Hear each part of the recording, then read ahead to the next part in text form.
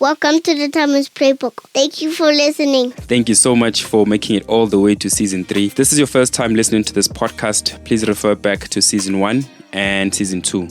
So basically, I started this podcast a couple of years ago when I got retrenched due to COVID-19. I had a bit of time on my hands and I decided, let me just record my experiences and talk to other people that had been affected by COVID-19. Now, these people could have lost their jobs, family members, livelihoods, money's gone, cars, all that sort of stuff. And it quickly evolved then into talking to other fathers, as I'm a father of 2 young boys, 5 and 3, and to see how they were surviving COVID-19, so it's challenging enough to lose your income as a father. And then you have to deal with everything else that comes with it, whether it's emotionally, mentally, physically, and otherwise. So we started forming this little community, and now we're all the way to Season 3, and we keep continuing. Cool, brother. Welcome to the Timers Playbook. On this week's episode, Kabelo Mollo. Kabelo runs his own radio station. He's a new dad, way late in his 30s. Decided to join the game. Brother, how are you doing? And what took you so long? Yeah, I'm very good, Stapura. I was waiting to be fully ready, and now I am. Yeah, but for real though, how did you know that you're ready? I've been broody for probably 5 years. So since I turned 30, I think I've been properly broody. But then when I got to 33, it just went into hyperdrive, super broody. And so really the thing was trying to find a long-term mate that I would be able to have children with. I always wanted to have a nuclear family. So it wasn't just like I wanted to have a kid. I wanted to have a kid in a nuclear family. So once I'd found the mate, then the next logical step was to reproduce. So you're telling me that you were walking around looking to impregnate someone for like 5 years? That was really it, bro. I was like, nah. Yeah, so I really was. I was really looking to settle. I had always thought that I'd get married and settle down early on. My brother and my father got married when they were 28 and had kids fairly quickly thereafter. And so I had always figured that would be my lot as well. And as I say, when I got to 30, I was really ready for the kids bit. I'm not sure I was ready for the commitment. And as kind of time progressed, I eventually figured that, it's time for the commitment. And because the broodiness had kind of superseded the commitment, it was quite easy once I had found the mate to then say, look, I'm quite keen to get started as soon as possible. Yeah. So she was still quite young. She wanted. Yeah. By commitment, you mean what? As in marriage or a committed relationship? Yeah, marriage. Yeah. No, marriage. I was looking to get married, settle down, with two what is it? Picket fence and 2.5 kids. So how do you have that discussion? Because in your mindset, you are at a certain stage in your life, right? I assume that this is not the first thing you say on the first date. Maybe not on the first date, but it was early on. It was quite early on. Because also, as I say, she was quite young. So I say quite young because there's an 8-year gap. And I think we started dating when I was 35. So she would have been 27 odd. Okay. And she didn't want to have kids before she turned 30. So I said to her, look, I'm getting on in years and I really want to reproduce. So I definitely want to settle with you. You are the person that I see forever with. But be aware that I come with a caveat that I'm fairly keen to get started on this thing. Yeah. And I think initially she kind of laughed it off, thinking that, after a year or two we would have a conversation and I wouldn't be in the same place. But a year or two later, she was like, "So are you still?" And I was like, "You damn right, I'm still there." Yeah. And then So no. We I think she knew where I was. I knew where she was. As I say, she had made it quite clear that she wanted to wait until she was 30, she wanted to let her career kind of progress, and then have kids once she was settled in her corporate career. But yeah, you know what it is. yeah, man. So, take me through the this need to want a family, right? So I'm gonna touch on your dad, and condolences again, to Thanks. you and the family. You just recently lost your dad, and Yeah. you saw a family, like you grew up in an environment where it's a family, as in Yeah. mom, dad, same house. That's what you're accustomed Yeah. to. My motivation to have a family was because it's something I didn't have. Yeah. You know what I mean? Yeah. And Yeah. for you, then, Yeah. was it that you wanted to replicate that, or did it seem like this is just the natural progression of how things should be? Yeah, maybe a bit of both. I definitely wanted to replicate it. My my growing up in my family has been one of the best things I've ever done, or like that I've ever experienced. So I always, in my mind's eye, I always thought, yeah, I would definitely be mom, dad, as I said, 2.5 kids, dog, which we've got as well. So and then my brother got married. My brother's what, 8 years older than me, and he also has that exact same setup. So for me, it was like, yeah, this is what we do in this family. But it was always something that I had wanted to do anyway. So I guess it was kind of that whole, yes, replication, but also kind of the natural progression. Once I've gotten to a stage where I can do this, then I must. So for me, right, and for people listening, and this is a genuine question, what is a household like where there is a present father? You've mentioned a lot, even just between our conversations, even before he passed away, that your dad has a huge impact on you and your family and so forth. What does that look like? What kind of conversations were you having with your father? Like, what does a present father do? Yeah, that's actually a really good question, because it's something that you can take for granted when he's there every day. It's strange. I mean, I think so. Both my parents were active and present, but having an active father specifically is being 9 years old, or being 9 years old, being a huge football fan, him knowing that, and him taking you to the charity spectacular and spending a full day watching football. It's him at every opportunity that he gets, knowing that you idolize Dr. Khumalo. Any opportunity that he finds Dr. Khumalo or anybody related to Kaizer Chiefs, him getting an autograph, getting him to sign my name specifically. It's that kind of thing. It's him going on work trips, and automatically he knows he's got to get. There were two magazines, two fanzines when I was growing up in England, called Match, and I forget the other one, but we used to get them 2 weeks behind schedule, so they would come out in England and then they would land 2 weeks later here in South Africa. So whenever my dad went to the UK, which was actually fairly regularly because of the work he was in, he would make sure that he got Match and this other magazine for me. But it wasn't like I was the only one that he was doing this for all of his kids, for all four of us, and for his wife as well. He was active, he was present, he knew what our likes were, he knew what our dislikes were. When they planned holidays, when the folks planned holidays, it would be specifically with us in mind. So yeah, I guess that's really And what do nuts and bolts. So when I was yeah.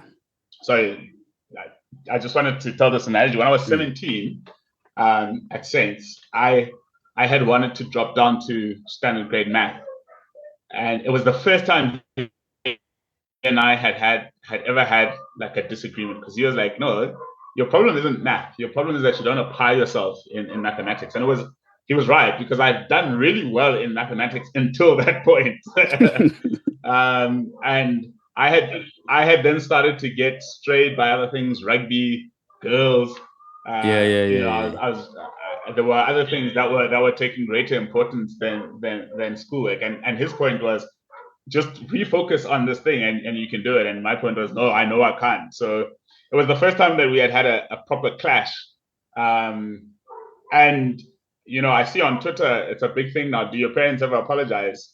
Very shortly after that, my dad he used to drive me to school in the morning. My mom would pick me up, but on the drive to school, he was like, "Look, I don't want to put you under pressure. I don't want to live my life through yours. So if you want to do this candidate thing, do it, but just do it to the best of your ability." And so I was like, oh, "Okay."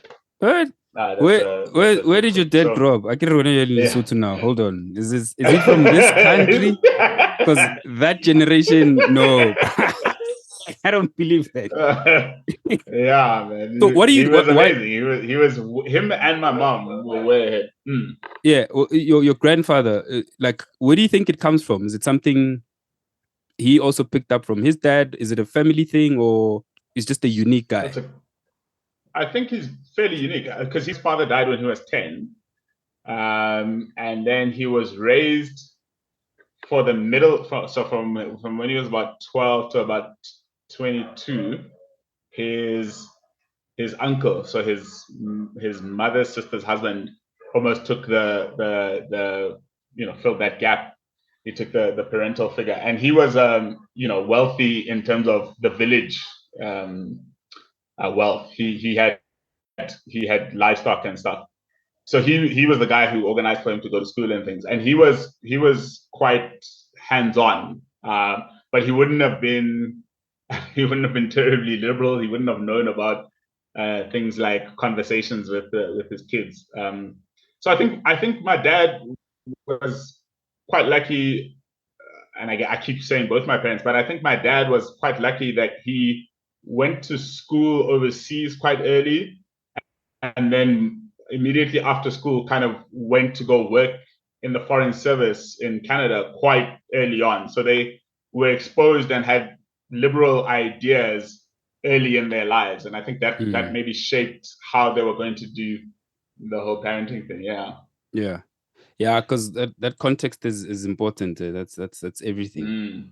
So the other thing now that I wanted to talk to you about is when you and I were chilling there having a lager in a pub once, you told me about therapy, and you said that you went in a good space mentally and emotionally at the time. So just remind me again, like, how old were you when you started? But what do you mean, like, you went emotionally in a good space and mentally as well? Yeah, so I was 32, and what happened is that all my mates had got married, and some of them were starting to have kids and families. All the guys from Saints, Shorty, Middleton, D Hewitt, all the oaks that they were all starting to settle down. And for the life of me, I couldn't find myself in a serious relationship. And at some point, as I say, at about 32, I started to think that's actually not normal. There's something that's amiss there. There seems to be a chasm. And I tried to think about, well, how do you fix that? And I figured it must be about introspection, but I also recognize that introspection wouldn't be enough to just be me, because I live with myself every single day. If it was as easy as me just introspecting and coming out all right, I would have done it already. So I figured it must require outside and probably professional help. So I quickly thought, that's probably the way to do it. I had a couple of sessions already when we were at school with our school counselor, Sue McKenzie, who I know played a big part in your life. Yeah.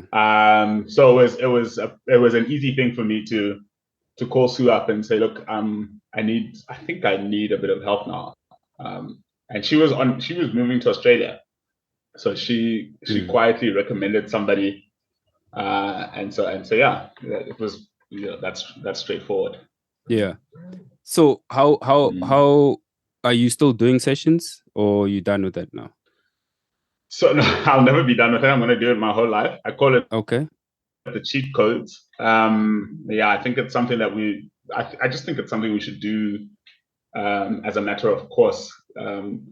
But so that therapist has now left, and I'm now trying to find a new one, and I really need one, of course, because of the trauma that we've just suffered. But I'm trying to get specifically a black male, just for nuance, I think, just so that he kind of understands things. Oh, I think he'll have a better understanding or a greater grasp just from Genesis. So yeah, I'm trying to find a new one, and I've got two really good recommendations, which I'm trying to follow up, and hopefully we'll do before year end. Okay, that's interesting, because I mean, it's something that I've been thinking about also, right? So yeah, I think for me, it's I don't know if it was the same for you, but when I'm thinking about certain things, I'm like, geez, I need to bounce this off someone. And then I talk to my wife, and I'm like, nah, she's not quite getting it. But it's not so much that I'm in trouble. Yeah. It's almost like I need someone to help me muddle through or unmuddle my thoughts. Is that the correct approach? Because I mean, I also just recently lost my aunt, and work was tough. So there's a lot of things that compact. And then Runa, most of the time, is like, but then things hit you when they hit you. Yeah. You know? I think you do that for a long time. Especially when you're a guy, you think you're supposed to just carry these things on your shoulders, and so you do. And for a long time you're carrying them. And then one day you just realize, oh, Hasses, like I feels heavy. So yeah, I also initially had thought, I can maybe talk to someone, but sometimes you talk to your partner and you weigh her down as well, because she then takes it as her baggage. You're like, no, actually, no, I don't want you to take this on. I just want you to help me, to lay this thing down. So yeah, I think that's why a professional is just such a good idea. Okay. So I know that you're not an expert, but you've been through it, and you are the first guy in 24 episodes that's actually ever gone through therapy. Yeah, wow. In the whole entire series, we've never had that. So how do you must find the cheat codes? Tell them I say. So explain that. Like when you say it's a cheat code, like how does it actually manifest in your life? What is it helping you with, like practical daily life things? Yeah, I think you just get better self-awareness. I think you harness self-awareness, and when you're better self-aware, I think you're just a generally better person. My therapist said something that I found really profound once, and she was like, in order to be selfless, you've got to be selfish. You've got to be aware of what's happening with you and in your life. You have to have complete control of that, so that you can then give. I keep hearing this thing about not being able to pour from an empty cup. And my thing isn't even actually about pouring. It's just being aware that the tank is low. The tank has got nothing to give. So if when you recognize that there's nothing in the tank, you must fill that tank up. And I think the only way to do that is by fulfilling the self. And once you fulfill the self, then it's easier to do everything else. I call it the cheat code, like I said, because I think you're a better husband. I think you're definitely a better father. Those of us who are in leadership positions in the things that we do, think you're a better leader. You're better able to understand where people are coming from. You don't react to every little thing. That's my own experience. So I really recommend it, and every opportunity I get, I do too. So yeah, that's why it's the cheat codes for me. Okay, and then how do guys do it? Do they just Google? I think I asked you the same question the last time. It's like I Googled, and I'm like, but it doesn't. Young Frustan. Yeah, it doesn't sit right. Yeah. It feels like it's a very it's a recommendation, because it feels like you should know this person, or someone must know them, but not necessarily though. So how would you say, for someone thinking about it, where would they start? Obviously Google, I get it, but are there any other steps they can take? Yeah, I think recommendation I think recommendation really is a great, just so that somebody has past experience. Because I've met people who hated their therapists, who've absolutely not clicked with their therapist, and I think that might traumatize you even further. It might give you the wrong impression of the thing. So for me, I think the recommendation, I was fortunate this time, because my old friend Charlotte Wild, who you'll remember, Mr. Wild's daughter, she's a professional therapist, and so she was able to get me the recommendations for the new therapist that I was looking for. Yeah. I'd also say this for anyone listening, for those guys that work, like I know at my work, there's things that the company does offer, like iCares. So they have an outside supplier that offers services, including like mental health. That stuff can also use like money management, financial. And Solomzi actually used it when For sure. he told me that, I don't know if you know, but he when he lost like 3 siblings during COVID. Yeah, I listened to his podcast, bro. Yeah. Yes. So he says to me that he literally just picked up the phone and just called that service. And he said he could call it at any time, and they really helped him out through a lot. So if you have access to it at your workplace, then I'd definitely say go ahead and use it. And shout out to Zimbab, man. Fuck. Sorry. Oh. No, it's okay. We're on it's like your radio station. We're on the internet. It's fine. You can swear. Yeah. Okay. We're on the internet. Yeah. Tell me something then. Don't be too comfortable. You're a newish father. Are you able to keep up physically? You still feel strong? It's a very good question. One of the reasons why I've gone back to gym is because I was getting to the end of the day and finding that I'm really tired. And my young wife was like, "You need to work on that." I thought, yeah, actually, I do. So no, I'm good. I'm good to get up in the morning and change a diaper in the middle of the night when it needs to be changed. And yeah, I do. I think I'm still physically, but I do know for a fact that being a parent is a young man's game. It's a young man's sport, no doubt about it. Yeah. Yeah. And then you guys as a couple, how have you ensured that you as a couple is not lost in the rearing of the child? Yeah, we almost missed that actually, and we had been advised beforehand that we shouldn't lose ourselves in parenting. But you don't realize that it's happening. You just kind of get lost in a thing, and then you start to bicker a lot. And we aren't that couple. We're very much a open, expressive, communicate really well. But because we had just gotten lost in parenting. We then suddenly realized that we're heading down a place where we shouldn't be. Unfortunately, I think we nipped it in the bud early on, and we started making sure that we take time out and get time to ourselves. We don't do a regular date night, but we will make a point of going out for a bite to eat. We'll make a point of even taking the young lad out with us, but we'll make a point of spending time together. Make a point of chatting as well, like just talking, putting the phones to the side, and just having a conversation, debrief. What's happening with you? Where are you? What's going on with this and that? So, yeah, I think that has been a great help. And it's funny because, as I said, we have been advised beforehand by my parents. My mother had been very keen that we be aware of that pitfall.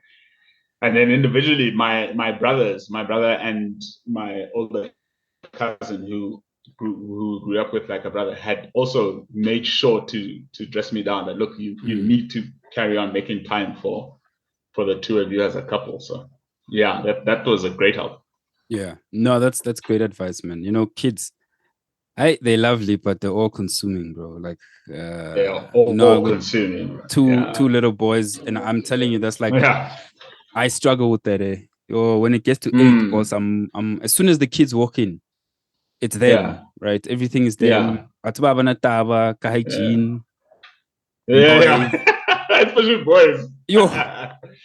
But it's a fight. You're fighting. I'm like, but this is good for you. Like you were playing in mud, boss. You can't get in in my bed yeah. like this. I'm gonna need you. I'm gonna need you to bath, bro. Also, you smell. You know what I'm saying? And then it's a fight, Yeah, boss. yeah. It's a fight. But what I'm noticing is that everything, almost everything with children is a learning moment for them. You know, yeah. you don't know how much they internalize, how much they pick up. So every single thing, like you as a parent and as a dad, That's true. I almost feel like you need to be switched on almost 99% of the time. Because that one time where you say to them, nah, forget that. You don't need to wash today because mommy's not here. Something like that. That's it. That's it. That's it. They stuck with that. Yeah, You know? yeah. Cool. So give me your tools and habits, tricks, right? So you're a new father, 1 year old. I was just saying Duane came in, but it's fine.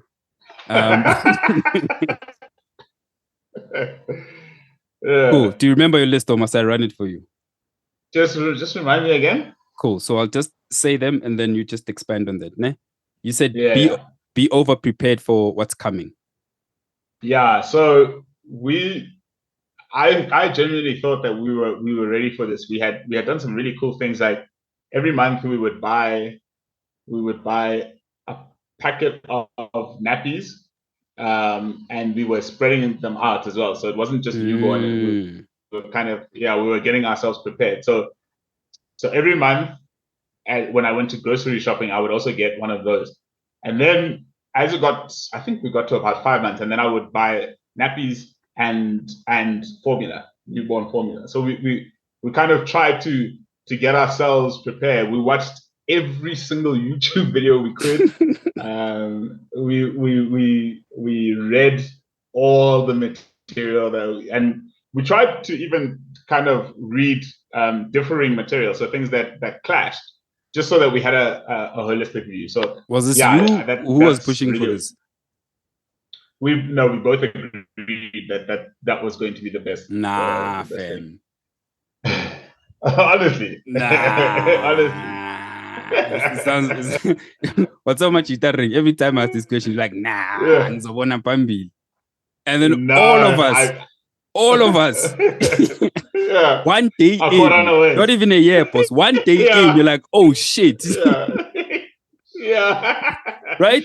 No, because I was quite old. I was fairly well into my life. That into your life, there's no ways I can. As I'm saying, when you manage a radio station and all you do is work with personalities, you're aware of it. There's research and homework that you have to do in order to be prepared. So I had just decided I'm not going to be underprepared for anything.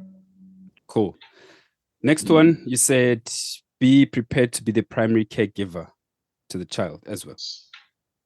So what happens a lot, especially as I don't know if it's only with us blacks, but you figure that the mother is going to be the mother. The mother is going to change diapers. The mother is going to do feeds.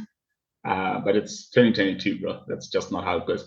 You know what? On the day that we had the baby, so the baby comes out at 10:45, and then the nurse puts the baby, they clean him and she puts the baby on my chest.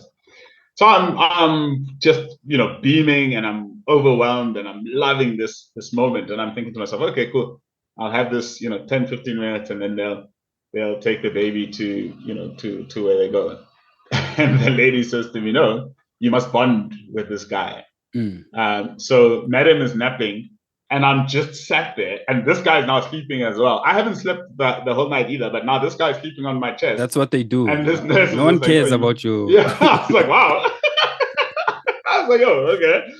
So it was that was maybe the only thing that I was just not prepared for. I didn't know that it would be like that. I thought that they'd take him away and then they go and clean him and this, that, and the next you sit there with him. Yeah, until Madam woke up at lunch, and then she has lunch, and I'm still just sitting there with him. So, yeah, that's really what I mean. You must be prepared that in the first week you will be, changing diapers. You'll be you're a second parent, but you're a primary caregiver as well. Yeah. I mean, I don't know what it was with me. But I think maybe it's the first time I did hold my son. It didn't click to me that she's the primary caregiver. Even to this day, we still argue about it. I'm like, no, you're not. You know what I mean? Like I didn't see any other way. As in like to just give my son to my wife and then you raise him. Like I still don't know why that is. But even to this day, for me, it's like we're both in this thing. I'm not playing second fiddle on anything. Babo. So my approach is always like these are my sons, and that's that. And then you said change your lifestyle habits to suit your new reality. I really like this one because it I was at a youth radio station when I had my first kid, and I had to change habits fast. Quick fast. So you think that no, like I'll still be able to do the things that I used to. You just don't realize how much time is consumed by being a parent.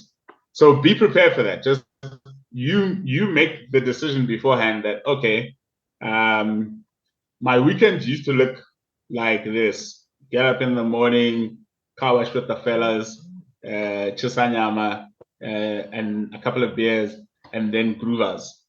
Make the decision that that's actually not going to be your life anymore. You're going to get up in the morning. You're going to probably change a diaper. You're going to give a feed. You're going to watch a dude nap, and then you're going to try and, especially for I think the first 6 weeks, you're trying.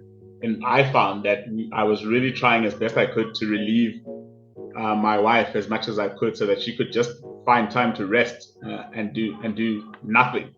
I remembered.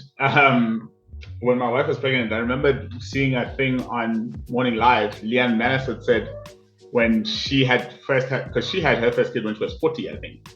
And she was like, one of the things that she discovered in the first 6 weeks of parenthood is she just didn't have time. So she would kind of set aside 10 minutes where she was going to do something for herself. So whether it was wash her hair, or whether it was she liked a specific kind of coffee, whether she was going to just sit and enjoy that coffee. So I had decided going in that I'm going to try as best I can to give my wife those, multiple 10 minutes so that she can, so that she doesn't hate the period. Yeah. Yeah, no, I think we had that too, because I think fortunately for us, my wife was able to stay home for the first year of both boys, which was really good. But I mean, as soon as I walked in the house, they were like, "There's your child," Yeah. But I think what also saved us was because of the lifestyle, and having also worked in radio, I was used to odd hours. So for me, like night shift was my thing, and I was calm with that because I mean, I was at a place where sometimes you get a call at 2-3 in the morning because some DJ hasn't pitched. Hasn't rocked up, you know those stories, so we were fortunate. Of course I do. We structured, you need to structure your own understanding with your partner. And you guys agree that, obviously you iterate as you go, but you agree that, okay, for this period, this is what's happening. Approach us so I think. And absolutely cancel the noise, But I do agree with you on one thing. As a new father, I've learned, read the stuff. Go on YouTube, get the books. The milestones are coming at me. Yeah. And I'm like, what is going on, baby? I don't know. She's like, dude, the books are there. Read the books, dude. No. It's true. Yeah. It's very true. No, awesome, man. Thank you so much. Our Zoom time is very it's about to give us the boot. Yeah. No, but cool, man. I appreciate it. I think we'll do another one where we catch up. But thank you so much for your time. No, this was brilliant, Stapula. Thank you very much. But I hope I've added a bit of value, if there's value to add. Cool. No, you definitely did, man. Thank you so much to you as well for streaming and listening to this episode.